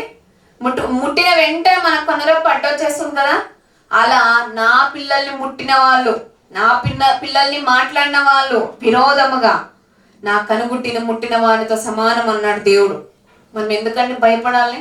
ఎందుకు మనము నాయకులకు కానీ సంఘాల మీద మనం వ్యతిరేకం అయిపోవాలి? అలాంటి స్వభావం మనకు ఉండొద్దు. మీరు అవతలకు వెళ్ళండి, వీరి సంగతి నేను చూసుకుంటాను అన్నట్లుగా మాట్లాడుతూ తర్వాత చదువుదాం. క్షణములో నేను వారిని కాల్చివేయుదునని మోషే అహరోనుతో చెప్పగా వారు సాగిలపడి, అప్పుడు కూడా వారు కనికరమే ఉందండి, పాపం సాగిలపడ్డారంట. సమస్త శరీరాత్మలకు దేవుడమైన దేవా, ఈ ఒక్కడు పాపము చేసినందున ఈ సమస్త సమాజము మీద నీవు కోపపడుదువా? వీడు ఒక్కడు చేశాడు కదండి, వీళ్ళు మాత్రం చేశారు కదా, అందరి మీద ఎందుకు ప్రభు నీ కోపం? ఏం కోపపడొద్దని అక్కడ దేవుణ్ణి శాంతపరుస్తున్నట్లుగా మనకు కనిపిస్తుంది. కోపపడదువా? తర్వాత చదువుదాం. అని వేడుకొనిది. అప్పుడు యెహోవా మోషేకు ఇలాగ సెలవిచ్చెను, కోరహు, దాతాను, అబీరాముల యొక్క నివాసముల చుట్లపట్ల నుండి తొలగిపోవుడని జన సమూహముతో చెప్పగా వారెవరైతే వ్యతిరేకముగా మాట్లాడారో వారు ఆ నివాసముల యొద్ద నుండి మీరందరూ పక్కకు పోండి అని దేవుడు మాట చెప్పాడు. అక్కడ పక్కకు అందరూ వెళ్ళిపోండి, తొలగిపోవడని జన సమూహముతో చెప్పగా అప్పుడు మోషే లేచి దాతాను అబీరాముల యొద్దకు వెళ్ళగా ఇశ్రాయేలీయుల పెద్దలు అతని వెంట వెళ్ళిరి. అతడు ఈ దుష్టుల గుడారముల యొద్ద నుండి తొలగిపోవడి, మీరు వారి పాపములన్నిటిలో పాలివారై నశింపకయుండునట్లు వారికి కలిగినదేది ముట్టకుడి అని ఆ సమాజముతో అన్న. మీరు ఏమి కూడా ముట్టొద్దండి, ఆ కుటుంబాలన్నీ శాపముతో నిండి ఉన్నవి. సో వారి వస్తువులు కానీ వారి ఏది కానీ మీరు ముట్టొద్దు. తర్వాత పరిణామం ఎలా ఉంది, వాళ్ళు చేసిన దానికి పరిణామం ఎలా ఉంది అనేది 30వ వచనంలో చదువుతాం. అయితే యెహోవా గొప్ప వింత పుట్టించుట వలన వారు ప్రాణములతో పాతాళములో కూలునట్లు భూమి తన నోరు తెరిచి వారికి కలిగిన సమస్తమును మృంగి వేసిన ఎడల వారు యెహోవాను అలక్ష్యము చేసినని మీకు తెలియనెను. భూమికి ఆజ్ఞ ఇచ్చేసాడు, భూమి తెరువు నోరు అని ఒకే ఒక్క ఆజ్ఞ వచ్చేసింది అక్కడ. అయితే యెహోవా గొప్ప వింత పుట్టించడం వల్ల వారి ప్రాణములతో పాతాళంలో కూలునట్లు భూమి తన నోరు తెరిచి. ఎంత వింత అండి అసలు! ఆ అద్భుతము ఈరోజు మనకు జరిగి ఉండే. నిజంగా భయం వచ్చేది కదండి, మనకు ఖచ్చితంగా వస్తుంది. అరే ఇంత దేవుడు నిజమైన దేవుడు కాబట్టి రియాక్ట్ అయిపోయాడు తమ పిల్లల్ని ఎవరైనా సనుగునట్లయితే. ముందు ఒక మాట వెనకాల ఇంకో మాట మాట్లాడినప్పుడు ఆయన ఊరుకుంటాడండి. మనం అలా కాలుగా చూడాలి, అలా సైలెంట్ గా మనం చూడాలి. దేవునికి అప్పగించేశాడు మోషే, ఆయన తీర్పు తీర్చలేదు, దేవునికి అప్పగించాడు. మన పక్షమున దేవుడు యుద్ధము చేయననే ఒక మాట వాళ్ళు పొందుకున్నారండి, వాళ్ళు గమనించుకున్నారు. నీవు కూడా గమనించుకోవాలి. పాతాళంలో కూలినట్లు భూమి తన నోరు తెరిచి వారికి కలిగిన సమస్తమును మృంగివేసినలా వారు యెహోవాను అలక్ష్యము చేసునని మీకు తెలియను. నువ్వు దేవుని మీద లక్ష్య పెట్టాలా, కానీ అలక్ష్యము నీకు ఉండొద్దు. వాక్యమా అండి చదవాలా అండి, ప్రార్థన అండి నేను చేయాలా, పాటలండి నేను పాడాలా అని నీకు ఏదైనా అలక్ష్యం ఉండినట్లయితే నువ్వు దేవుణ్ణి అలక్ష్యం చేస్తున్నావు అని గుర్తుపెట్టుకో. లక్ష్యం ఉంచినట్లయితే ఖచ్చితంగా కరెక్ట్ గా పర్ఫెక్ట్ గా నువ్వు చేసుకుని వెళ్తావు. అలక్ష్యం నువ్వు చేస్తున్నావు అంటే మనం గమనించుకోవాలి, దేవుణ్ణి వ్యతిరేకిస్తున్నట్లు. తర్వాత అతడు ఆ మాటలన్నీ చెప్పిన చాలించగానే క్రింది నేల నెర విడిచెను. నెర అలా చీలిపోయిందంటండి భూమి. ఎంత గొప్ప వింతండి అది, అలా చీలిపోయిందంట. గాని వారి క్రింద నేల నెర విడిచెను. వారు ఉన్న స్థలం ఎక్కడైతే వాళ్ళు నించున్నారో అక్కడ భూమి 2 పాయలుగా అయిపోయింది, చీలిపోయిందంట. అక్కడ నెర విడిచెను. భూమి తన నోరు తెరిచి వారి కుటుంబములను కోరహు సంబంధులందరినీ వారి సమస్త సంపద్యమును మృంగివేసెను. వారును వారి సంబంధులందరూ ప్రాణముతో పాతాళములో కూలిరే. భూమి వారిని మృంగివేసెను. చూడండి, ఇదేనండి కొని నాశనాన్ని కొని తెచ్చుకోవడం అంటే ఇదే. అక్కడ వాళ్ళు సొంత బుద్ధిని ఆధారం చేసుకొని వెళ్ళారు కాబట్టి దేవుని ఉగ్రతకు పాత్రులు అయిపోయారు. చాలా మంది ఎలా ఉంటారంటే దేవుడిచ్చే బుద్ధి నుండి నేను వెళ్ళాలి, జీవితంలో నడవాలి అని చాలా మంది అనుకోరు. నా స్వంత బుద్ధి ఎలా అయితే వాళ్ళు ఆ కోరహు, దాతాను, అభిరాములు చేసినటువంటి సొంత నిర్ణయంతో మాకు కావాలి అధికారం, దేవుడు ఇచ్చింది మాకు చాలదండి అని చెప్పేసి చాలా మంది సొంత బుద్ధితో అలా వెళ్ళిపోయారు. వాళ్ళు వారి మీద నియమించినటువంటి నాయకుల్ని బాధ పెట్టారు, వ్యతిరేకించారు, ఎన్నో నిందలు మోపారు, ఎన్నో నిందలతో మాట్లాడారు, చాలా మాట్లాడుకున్నటువంటి మాటలు కూడా మాట్లాడారు. దేవుడు వారి పక్షముగా యుద్ధము చేశాడు, వారిని నీతిమంతులుగా పరిశుద్ధులుగా నిలువబెట్టాడు. వీరు మాత్రము భూమికి ఆహారం అయిపోయారు, పాతాళంలోనికి కూలిపోయారు, నశించిపోయారు. ఎందుకు? వారి సొంత నిర్ణయం తీసుకున్నారు కాబట్టి. సామెతల గ్రంథము 18వ అధ్యాయం ఒకసారి చదువుదామండి. సామెతల గ్రంథము 18వ అధ్యాయము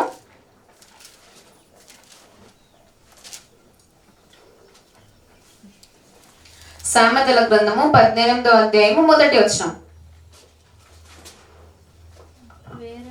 వేరుండు గోడువాడు స్వేచ్ఛానుసారముగా నడుచువాడు అట్టివాడు లెస్సైన జ్ఞానమునకు విరోధి.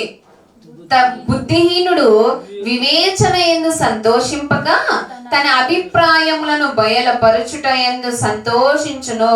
వీళ్ళు ఈ కోరహు వీళ్ళందరూ నేను వేరుగా ఉండాలి, మీతో మాకు ఇంకా పని లేదు, మాకంటూ ఒక అధికారం ఉండాలి, మీతో మాకు పని లేదు అని చెప్పైతే తన సొంత బుద్ధితో ఆలోచించాడు. అలాంటి వాళ్ళంట స్వేచ్ఛను కోరుకుంటారంట.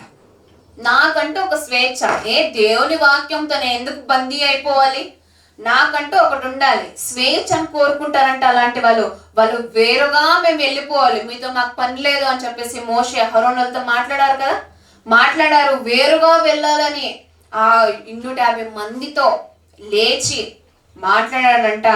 వేరుండు కోరువాడు స్వేచ్ఛానుసారముగా స్వేచ్ఛను కోరుకుంటున్నాడు.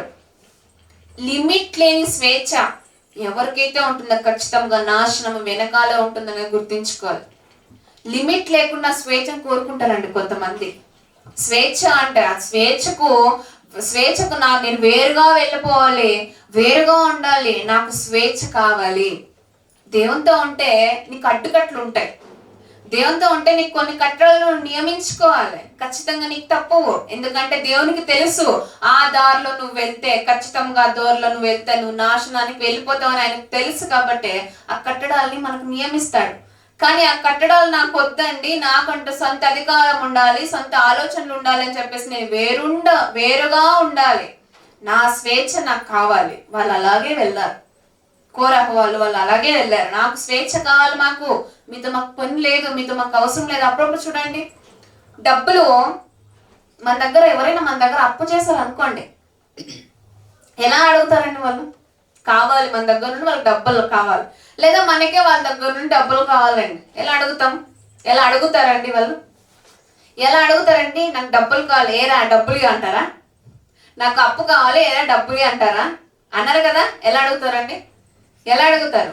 చాలా వినయంగా అడుగుతారు, చాలా సాంప్రదాయంగా అడుగుతారు, చాలా ప్రేమగా అడుగుతారు. నాకు కొంచెం చాలా అవసరం ఉంది డబ్బులు, కొంచెం ఏదైనా అడ్జస్ట్ అవుతాయా అని అడుగుతారు కదా. చాలా వినయంగా అడుగుతారు. అదే అడిగినప్పుడు మళ్ళీ రిటర్న్, సరే నువ్వు వినయంగా అడిగావు, వాళ్ళు డబ్బులు ఇచ్చారు, అక్కడ నీ పని అయిపోయింది, నీ పని కథం అయిపోయింది, అక్కడ నీ పని జరిగింది, నువ్వు అనుకున్నది సాధించు, ఇప్పించుకున్న డబ్బులు. మళ్ళీ వీళ్ళు రిటర్న్ అడగాలంటే వీళ్ళు రిటర్న్ అడిగారు. నువ్వు అప్పించే వాళ్ళకి వాళ్ళ దగ్గర నువ్వు ఇచ్చినటువంటి గడువు తీరిపోయింది. మళ్ళీ నువ్వు అడిగినప్పుడు వాళ్ళు ఎలా రియాక్ట్ అవుతారంటే, ఇస్తాంలే, ఊరు విడతలు ఏమన్నా వెళ్ళిపోతామా, ఇస్తాం కదా, ఎందుకు అలా మాట్లాడుతున్నావు నువ్వు అని వ్యతిరేకం అయిపోతారు. అంటే మన దగ్గర పని కావాల్సినప్పుడు వాళ్ళు చాలా వినయంగా ప్రవర్తిస్తారు, తర్వాత వ్యతిరేకం అయిపోతారు. గుర్తించుకోవాలి. ధనమును బట్టి కూడా కొన్ని సంబంధాలు తెగిపోతున్నాయండి, జ్ఞాపకం చేసుకోవాలి మనం. అక్కడ కూడా వారు కోరాహులో అలా నడిపిస్తున్నప్పుడు ఎర్ర సముద్రము దగ్గర అరణ్యంలో విషపాములు వచ్చినప్పుడు చాలా వారి పని అక్కడ ఉంది కాబట్టి చాలా జాగ్రత్తగా ఉన్నారు. అంతా అయిపోయిన తర్వాత వారి మీద వ్యతిరేకం అయిపోయారు. ఇలాంటి వాళ్ళే కావాలన్నప్పుడు మన దగ్గర అవసరం తీరిపోయాక, అవసరం ఉన్నప్పుడు ఒకలాగా, అవసరం తీరిపోయాక ఇంకొకలా ప్రవర్తిస్తారండి. ఇదే మనుషుల బుద్ధి. కాబట్టి ఈ బుద్ధిని ఆధారం చేసుకోవద్దు సుమి. నా మాట ప్రకారంగా, నా బుద్ధి ప్రకారంగా నువ్వు వెళ్ళు అని దేవుడు చెప్తున్నాడు. సామెతల గ్రంథం 3:5 సామెతల గ్రంథము 3:5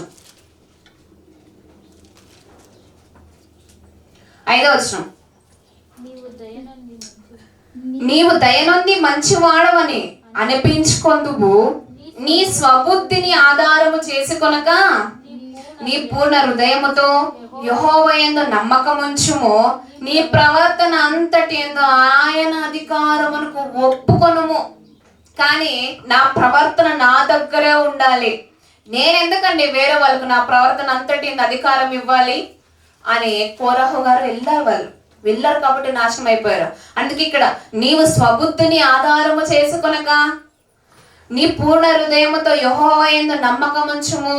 నీ స్వబుద్ధి, నీ బుద్ధి బాగుంటే నీ జీవితం బాగుంటుంది, నీ క్రైస్తవ జీవితం బాగుంటుంది. కానీ కొంతమంది బుద్ధి బాగుండదు కానీ నేను క్రైస్తవులు అని చెప్పుకుంటారు. మరి ఇది ఎక్కడ సాధ్యం అండి? అసలు దేవుడు ఒప్పుకుంటాడు దాన్ని? స్వీకరిస్తాడా? అంగీకరించడు. నీ స్వబుద్ధిని ఆధారం చేసుకొని బ్రతుకుతున్నారు కాబట్టి కొంతమంది దేవునిలో ఎదగలేకపోతున్నారండి, దేవునిలో బలంగా నడవలేకపోతున్నారు, దేవుని పని కొరకు బలంగా వాడపడలేకపోతున్నారు. ఎందుక అంటే నీ స్వబుద్ధి నీలో ఉంది కాబట్టి. నీ బుద్ధి, నువ్వు నిజంగా దేవుని బుద్ధి మీద ఆధారపడినట్లయితే నువ్వు ఏది చేసినా, ఎలా ఉన్నా, ఎక్కడ ఉన్నా కూడా ఆ బుద్ధి నిన్ను కాపాడుతూ ఉంటుంది. కానీ నీ సొంత బుద్ధి ఉండకూడదు నీకు. కొంతమంది చూడండి, సొంత బుద్ధి, సొంత ఆలోచనలు చేసి స్వబుద్ధిని ఆధారం చేసుకొని అప్పుడప్పుడు ప్రాబ్లమ్స్ లో పడిపోతూ ఉంటారు, శ్రమల్లో పడిపోతూ ఉంటారు, ఇరుకుల్లో ఇబ్బందుల్లో పడిపోతూ ఉంటారు. పైగా మాట్లాడుతూ దేవుడు ఎందుకంటే నాకు ఈ యొక్క శ్రమ ఇచ్చాడు అని మాట్లాడతారు కదండి. నీ స్వబుద్ధి, నా స్వబుద్ధి వల్ల, నా బుద్ధి వల్ల నేను ఈ శ్రమను కొని తెచ్చుకున్నానని మర్చిపోతారండి. దేవుడు నాకు ఇది ఎందుకు నియమిస్తాడు, నా బుద్ధి వల్ల నేను చేసుకున్నది అని గమనించుకోరు చాలా మంది. కాబట్టి మనం చదువుతాం తర్వాత, నీ స్వబుద్ధిని ఆధారము చేసుకొనక నీ పూర్ణ హృదయముతో యెహోవా యందు నమ్మకముంచు. చాలా మంది నమ్మకాన్ని ఉంచకుండా తమ సొంత బుద్ధులతో పనులు చేసుకోవాలని ముందుకు వెళ్ళిపోతారు దేవుని విడిచిపెట్టేసి. తర్వాత నీ ప్రవర్తన అంతటి యందు ఆయన అధికారమునకు ఒప్పుకొనుము, ఆయన అధికారానికి ఒప్పుకొనుము. అప్పుడు ఆయన నీ త్రోవలను సరళము చేయును. నేను జ్ఞానిని కదా అని నీవు అనుకొనవద్దు. యెహోవా యందు భయభక్తులు కలిగి చెడుతనమును విడిచిపెట్టుము అని చెప్తున్నాడు. యెహోవా యందు భయము కలిగి, తల్లి మీద తండ్రి మీద పిల్లలకు భయం ఉన్నట్లయితే చేయొద్దన్న పని వాళ్ళు చేస్తారండి? చేయరు కదా. భయము లేదు కాబట్టి ఆజ్ఞను అతిక్రమిస్తున్నారు. భయము లేదు కాబట్టి తన తల్లిదండ్రుల మాట విడిచిపెట్టేసి అలా వెళ్ళిపోతున్నారు బయటికి. అదే నిజంగా ప్రేమ ఉండి, భయం ఉండి, భక్తి ఉండి, అరే నా తండ్రి చెప్పారు లేదా మా అమ్మ చెప్పింది, ఇలా దారిలో వెళ్ళకూడదంట, ఈ మార్గంలో నేను వెళ్ళకూడదంట, నా బుద్ధితో కాదు నా తల్లిదండ్రి చెప్పినటువంటి బుద్ధితో నేను వెళ్ళాలి, బయట సమాజంలో నడుచుకోవాలని అనుకుని ఉంటే ఖచ్చితంగా వారు చక్కబడతారండి, చాలా మంచిగా ఉంటారు. కానీ కొంతమంది వినకుండా తల్లిదండ్రులను వ్యతిరేకరిస్తూ చాలా నడుచుకుంటున్న పిల్లలు ఉన్నారండి. మనం చేయాల్సింది ఒకటే, తండ్రి అధికారమునకు మన ప్రవర్తన అంతటి ఎందు, ఆయన సార్వభౌమ అధికారమునకు మన ప్రవర్తన ఎందు అంతా ఒప్పుకొని తీరాల్సిందే. ఒప్పుకోకపోతే నువ్వు ఎప్పుడో తప్పిపోతావు, తర్వాత తప్పుకుంటా దేవునిలో నుండి. కాబట్టి మనం గమనించుకోవాలి. అప్పుడు ఆయన నీ త్రోవలను సరళము చేయను. నేను జ్ఞాని కదా అని నీవు అనుకొనవద్దు. యెహోవా యందు భయభక్తులు కలిగి చెడుతనమును విడిచిపెట్టుము. ఒప్పుకో. ఫస్ట్ నువ్వు ఒప్పుకొని విడిచిపెట్టు. ఒప్పుకోకుండా నేను విడిచిపెడతానులే ఎప్పుడో అని చెప్పేసి ఒప్పుకొని అలా అక్కడ ప్రార్థిస్తారు, ఒప్పుకుంటారు, మళ్ళీ వెళ్ళి అదే పని చేస్తారు. అదేమైనా బాగుంటుందండి? అదే కదా మన స్వబుద్ధి. అప్పుడే స్వబుద్ధిని ఆధారం చేసుకుని బ్రతుకున్నటువంటి క్రైస్తవులుగా మారిపోతాం మనం. కాబట్టి అలాంటి మార్గం మనం ఉండదండి. ఒక మాట చూద్దాం, అదే 9వ వచనం, సామెతల గ్రంథము 4వ అధ్యాయము 9వ వచనం. ఏం దోషమును చదువుదాం.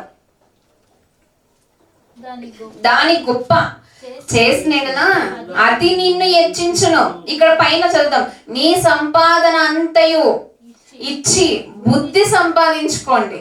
ఫస్ట్ మీ సంపాదన ఇచ్చి మీకు కావాల్సింది సంపాదించుకోవాల్సింది నీ బుద్ధిని సంపాదించుకో. నీ సంపాదన అంతయు ఇచ్చి బుద్ధి సంపాదించుకోను, దాని గొప్ప చేసిన అది నిన్ను హెచ్చించును అని చెప్తున్నాడు. నువ్వు దాన్ని గొప్పగా నీ తల ముందు ఉంచుకున్నావు అనుకో, అది నిన్ను హెచ్చిస్తుందంట. కానీ నిన్ను నువ్వు హెచ్చుకుపోతారో దాన్ని చాలా త్రొక్కేస్తారు. కాబట్టి మీరు బలహీనులు, శ్రమల్లోగా వెళ్ళిపోతారు. నిన్ను నువ్వు హెచ్చించుకున్నావు. ఆనాడు కోరహు హెచ్చించుకున్నారు కాబట్టే వారు భూమి మింగి వేసేటువంటి పరిస్థితిని కొని తెచ్చుకున్నారు. కానీ దేవుడు మనల్ని హెచ్చరిస్తున్నాడు, నీ సంపాదన అంతా ఇచ్చి బుద్ధి సంపాదించుకొని దాని గొప్ప చేసినట్లు అది నిన్ను హెచ్చించును. నువ్వు బుద్ధిని, దేవుని బుద్ధిని నువ్వు గొప్పగా నీ తల మీద ఊరేగించుకున్నట్లయితే అది నిన్ను హెచ్చుగా నిలబెడుతుందంట.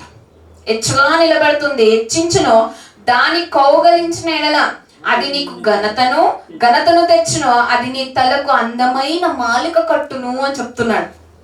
వాళ్ళ క్రైస్తవులండి, వారి బుద్ధి ఎంత మాత్రము లోక సంబంధమైన బుద్ధి వారిది కాదండి.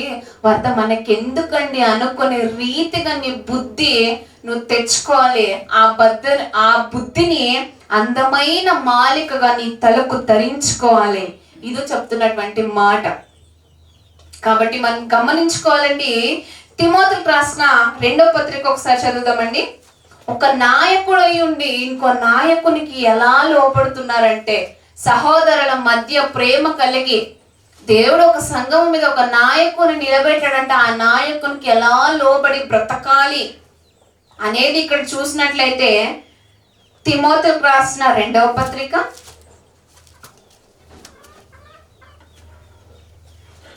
2వ పత్రిక 2వ అధ్యాయము 1వ వచనం. నా కుమారుడా, క్రీస్తు యేసునందున్న కృప చేత బలవంతుడవు కమ్ము. ఇక్కడ ఎవరు చెప్తున్నారండి మాటలు? పైన ఉంది కదా హెడ్డింగ్ లో, చదువుదాం. అక్కడ అపోస్తలుడైన పౌలు గారు తిమోతి గారికి రాస్తూ చెప్తున్న మాట ఇది. ఒక నాయకుడు ఇంకో నాయకుడికి చెప్తున్నటువంటి మాట ఇది. నా కుమారుడా, క్రీస్తు యేసునందున్న కృప చేత బలవంతుడవు కమ్ము. నీవు అనేక సాక్షులు ఎదుట నా వలన వినిన సంగతులను ఇతరులకు బోధించుటకు సామర్థ్యము గల నమ్మకమైన మనుషులకు అప్పగింపుము. సామర్థ్యము లేనటువంటి మనుషులు, నమ్మకము లేనటువంటి మనుషులకు నువ్వు అప్పగించొద్దు అని మాట్లాడుతూ, క్రీస్తు యేసు యొక్క మంచి సైనికుని వలె నాతో కూడా శ్రమను అనుభవించుము అని చెప్తున్నాడండి పౌలు గారు. తిమోతికి చెప్తున్నటువంటి మాట ఇది. నాతో కూడా క్రీస్తు సైనికుని వలె నాతో కూడా శ్రమను అనుభవించుము. వాళ్ళు శ్రమనికి ఎదురెళ్ళి బ్రతికారు. అప్పటికి తిమోతి గారు ఎందుకు ఈయన చెప్పిందని వినాలి అని అనుకోవచ్చు కదా అండి. తిమోతి గారు పౌలు గారు చెప్తున్న మాటల్ని వ్యతిరేకించవచ్చు కదా. వ్యతిరేకించాడు ఎక్కడైనా. కానీ ఆయన ఎంత చక్కగా మాట్లాడుతున్నాడు. మోషే గారు కూడా ఎంతో ప్రయాసతో, ఎంతో బాధతో, ఎంతో వేదంతో, ఎంత కష్టం వచ్చినా కూడా దేవుని మీద ఆధారపడి ఆ మనుషులందరినీ తీసుకుని వెళ్తుంటే మోషే మీద వ్యతిరేకించడం న్యాయంగా ఉందా? వాళ్ళకి లేదు కదా. ఇక్కడ కూడా అవి ఆయన వ్యతిరేకించలేదు. అప్పటికే తిమోతి గారు గొప్ప నాయకునిగా ఉన్నారంటే ఒక సంఘం మీద. ఆయనకు సంఘం ఉంది, ఒక బాధ్యత ఉంది, నాయకునిగా అలా చలామణి అవుతున్నాడు ఆయన. అలాంటి టైంలో కూడా పౌలు గారు రాసినటువంటి పత్రికలో చదివి నాతో కూడా శ్రమను అనుభవించుము అని చెప్తున్న మాట చాలా సాత్వికముతో ప్రేమగా తీసుకున్నాడండి. వ్యతిరేకించలేదు. వ్యతిరేకించడానికి నువ్వు చెప్పింది నేను ఎందుకు వినాలి? ఈరోజు ఉన్నటువంటి మాటలు ఎవరు కదండి, ఆమె చెప్పింది లేదా అతను చెప్పింది నేను ఎందుకు వినాలి అని చెప్పేసి స్వబుద్ధితో వెళ్ళిపోతున్న వాళ్ళు చాలా మంది ఉన్నారు. అక్కడ చెప్తున్నది దేవుని మాటలు. ఆ మాటలు ఎలాంటివి? అసలు ఆయన నా బుద్ధిని ఆధారం చేసుకోవద్దు, అని స్వబుద్ధిని ఆధారం చేసుకోవద్దు. వాక్య గ్రంథంలో ఉన్నటువంటి ఆ బుద్ధిని ఆధారం చేసుకున్నట్లయితే నీ తలకు అందమైన మాలిక అది నిన్ను కడుతుంది, దాన్ని నువ్వు గొప్ప చేసినట్ల అది నిన్ను హెచ్చిస్తుంది అని దేవుడు చెప్తున్నాడు కదా. మరి మనం ఏంటి, మన పరిస్థితి ఎలా ఉంది? వాళ్ళు వ్యతిరేకించారు. ఇక్కడ నాయకుడు వ్యతిరేకించలేదండి, చాలా ప్రేమగా ఉన్నాడు. ఇప్పుడు ఒక ఏనుగంట తన దారిలో అలా వెళ్ళిపోతూ ఉంటుందంట. తన దారిలో వెళ్తూ ఉన్నప్పుడు ఒక ఎలుకొచ్చినా కూడా అది ఆగుతుందంట అండి. ఏనుగు దాని దారిలో తన గమ్యం ఏంటో, తను ఎక్కడికి వెళ్ళాలో ఎక్కడ చేరుకోవాలో దానికి తెలిసి అలా దారిలో వెళ్తున్నప్పుడు ఒక ఎలుకొచ్చినా కూడా అది ఆగుతుందంట. అది వెళ్ళిపోయిన తర్వాత ఇది వెళ్తుందంట. ఎందుకంటారు మరి? దాని బలము చాలకంటారా? ఏనుకండి బలహీనమైనదండి, దానికి బలము లేదు కాబట్టి, ఎలుక అడ్డొచ్చింది కాబట్టి అది ఆగింది అని చెప్పుకుంటామా? లేదు కదండి. దానికి బలహీనం అయిపోయింది అనుకుంటామా? దాని దయాగుణం అంటే అది వెళ్ళిపోతున్నప్పుడు కూడా ఆగుతుందంట. దానికి ఉన్నటువంటి దయాగుణం అంట నా బలహీనమై నా బలము చాలకొని ఆగిపోయినని అక్కడ ఏమైనా తీసివేసే అక్కర్లేదు. దాని దయాగుణం. ఇక్కడ నాయకుడికి చెప్తున్నప్పటికీ కూడా ఒకరికొకరు లోబడ్డారు. ఒకరికొకరు నేను బలంగా ఉన్నా కదా, నీ మాట నేను ఎందుకు వినాలి? ఇప్పుడు ఆ ఏనుగు నేను బలంగా ఉన్నా కదా, నేను ఎందుకు ఆగిపోవాలి అని అనుకుని ఉంటే ఎలుగు ఏమైపోతుంది? దాని కాలు కింద తొక్కి వేయబడుతుంది కదా, ఒక్క సెకండ్ చనిపోతుంది. అది దాని బలం అంతగా ఉంటుంది. కానీ దాని బలము తగ్గించుకుంది. అది సైలెంట్ గా ఉంది. సైలెంట్ గా ఉన్నంత మాత్రాన దానికి బలము లేదని అనుకోవద్దు. మోషే గారు సైలెంట్ గా ఉన్నంత మాత్రాన బలము లేదనుకోవద్దు. నా బలము నా యెహోవాయే అన్నాడు మోషే గారు. నా బలము నా తండ్రి అన్నాడు మోషే గారు. కాబట్టి వాళ్ళు ఏం అలా సైలెంట్ గా ఉన్నారు. దేవుడు వారి పక్షముగా యుద్ధము చేశాడు. ఇక్కడ కూడా మనం చూసినట్లయితే ఒక నాయకుడిని గౌరవించుకుంది మనం చూస్తున్నాం. మరి మనం గమనించుకోవాలి, ఎట్టి స్వభావంతో నేనున్నా, ఏ ఆలోచనలతో నేనున్నా. పౌలు పక్కన తిమోతిలాగా ఉండవలసినటువంటి కోరహు నాశనానికి కొనిపోబడ్డాడు. మనము కూడా సహోదరులకి బోధించువానికి ఏ పని చేస్తున్న సంఘంలో మనము తోడుగా ఉండాలి. భక్తుల్లాగా మనం ఒకరికొకరు తోడుగా ఉండాలి. సహోదరులు ప్రేమ కలిగి ఉండుట ఎంతో మనోహరము అని దేవుని వాక్యం సెలవిస్తుంది. మనం గౌరవించుకోవాలి ఒకరినొకరిని. స్వబుద్ధిని ఆధారం చేసుకొని బ్రతికినట్లయితే పాతాళమునికి వెళ్ళిపోతాం. మనం గుర్తుపెట్టుకోవాలండి. కాబట్టి మనం గమనించుకోవాలి. ఇంతవరకు విన్న ఈ మాటలు ఏ ఒక్కరు విడిచిపెట్టే వారుగా ఉండకుండా నేను ఒక్క మాటలు ముగిస్తున్నానండి. కళ్ళ మూసుకొని ప్రార్థించుకుందాం. పరిశుద్ధుడు అయిన మా ప్రియ పరలోకపు తండ్రి, ప్రభువా, ఇంతవరకు తండ్రి ఎన్నో విలువైన మాటలు మాకు నేర్పించారు ప్రభు. అందుని బట్టి మీకు స్తోత్రములు తండ్రి.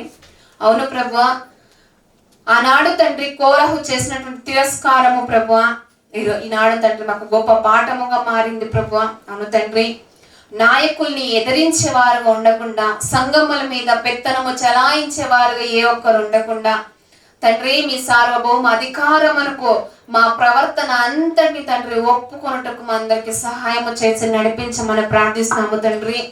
అవును ప్రభువా, ఒక నాయకుని తండ్రి నాయకుడుగా ఉన్నా కూడా పౌలు గారు చెప్పినటువంటి మాటకు ఆ నాయకునికి ఈ నాయకుడు లోబడిన రీతి తండ్రి మాకు ఎంతో స్ఫూర్తినిస్తుంది గనుక తండ్రి, మోషే గారు ప్రభువా తనను తాను తగ్గించుకొని తను తిరస్కారము చేసేవానిగా ఉండకుండా తండ్రి ప్రభువా అతను చేసినటువంటి ఆ పనిని తండ్రి గుర్తు చేసుకున్నప్పుడు తండ్రి ఎంతో సాత్వికము తండ్రి, అటు సాత్వికము మాలో ఉందో లేదని గుర్తించుకోవడానికి సహాయము చేసి నడిపించమని ప్రార్థిస్తున్నాను తండ్రి. ఇగో ప్రభువా, ఈనాడు తండ్రి విన్నటువంటి మాటలు తండ్రి మా హృదయ అంతరంగంలో నుండి తండ్రి తీసివేసే వారుగా ఉండకుండా భద్రముగా కాపాడుకొనుటకు మా అందరికి సహాయం చేసి నడిపించమని ప్రార్థిస్తున్నాము తండ్రి. ఆనాడు ప్రభువా చెప్పిన మాట వినకుండా తండ్రి ప్రభువా నోవహు గారు అక్కడ తండ్రి వారు ఎంతో మంది తండ్రి మీ దీర్ఘశాంతము కనిపెడుతూ ఉన్నప్పటికీ కూడా తండ్రి ఆయన కూడా వ్యతిరేకరించి తండ్రి ఆనాడు ఎంతో మంది తండ్రి ఆ నీళ్ళలో కొట్టుకుపోయారు ప్రభువా.